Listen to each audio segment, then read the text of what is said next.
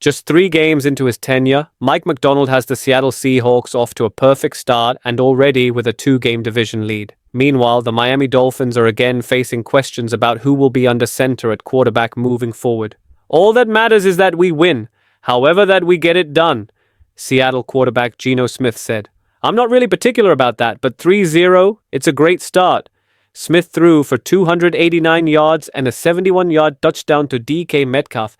Zach Charbonnet rushed for 2 TDs, and the Seahawks beat Miami 24-3 on Sunday, where the attention turned to another injury suffered by a Dolphins quarterback.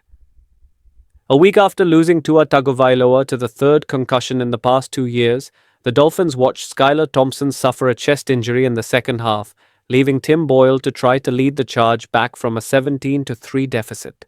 Boyle was unable to direct a comeback, and the Dolphins 1-2 were stuck back in a place of uncertainty about their QB situation.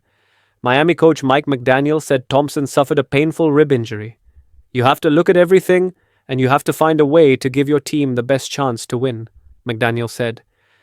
I think in 2022, this was something that happened to us as well, and ultimately the rest of the league does not care, nor should they, so we have to find a way to get better collectively. Thompson was hurt in the 3rd quarter, staying down after being shoved by Draymond Jones following a pass to Devon Achane. But the injury was likely suffered on the previous drive when Thompson was sacked by Terrell Dodson and was hunched over at the midsection as he ran off the field. Thompson was 13 of 19 for 107 yards before leaving. He was also sacked 5 times. Seattle is the first team since the Steelers in 1979 to start 3-0 and hold each of those opponents to under 150 yards passing. Tyreek Hill and Jalen Waddle combined for 7 catches for just 66 yards.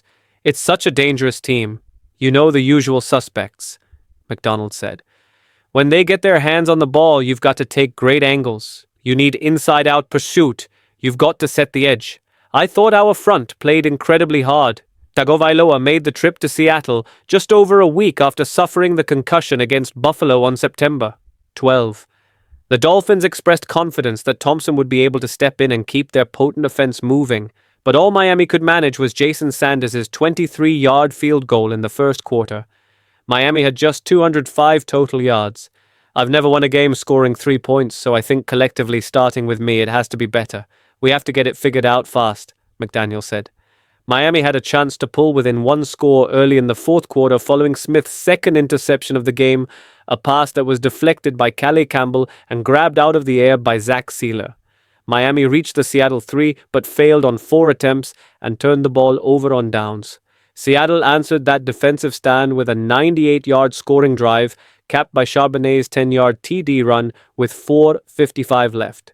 Charbonnet finished with 91 yards rushing on 18 carries, while Smith was 26 of 34 passing, including the long TD toss to Metcalf.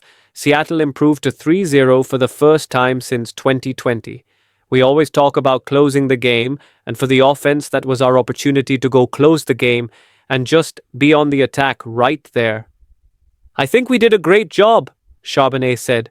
Seattle's offense was humming early with Smith throwing for 133 yards in the first quarter. The big shot came on the final play of the first quarter when Metcalf used a double move to flash open and Smith found him for his 7th career touchdown catch of 50 yards or more. But after that opening quarter, it was a rather miserable afternoon for the Seahawks on that side of the ball, with drives often stymied by penalties. The teams were each flagged for 11 accepted penalties, with several more declined or offsetting. I think that's the only thing that stopped us today was the stupid penalties that we had, Metcalf said. Injuries. Along with Thompson, the Dolphins lost starting left tackle Teron Armstead, eye, and cornerback Kendall Fuller, concussion, to injuries in the first half.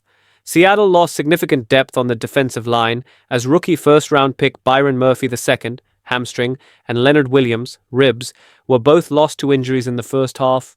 Both were ruled out at halftime. Up next, Dolphins host Tennessee next week on Monday Night Football. Seahawks at Detroit next week on Monday Night Football.